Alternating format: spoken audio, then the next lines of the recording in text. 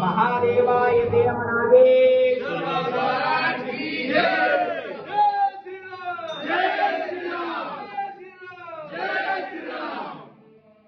मला असं वाटतं मंदिर असो मस्जिद असो हे सगळे सार्वजनिक ठिकाण आहे.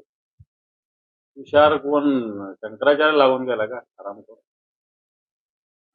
तो सांगणारा एखादा जर मुस्लिम माणूस मंदिरात येऊन जर देवाचं दर्शन करत असेल त्याचं स्वागत करावं, त्याला का विरोध करावा? त्यामुळे ही भारतीय जनता पार्टी संकुचित धर्माला संकुचित बनवणार आहे. हिंदू धर्म हा व्यापक आहे. हिंदू धर्म काय सांगतो अवघे विश्वाचे माझे घर म्हणणारा हिंदू धर्म आहे, लक्षात घ्या. आणि त्याच्यामुळं हा मंदिरात आला म्हणून हिंदू व्हा आणि हा मस्जिद मध्ये जाणार म्हणून मुसलमान व्हा या विचाराला आमचं समर्थन मिळतं.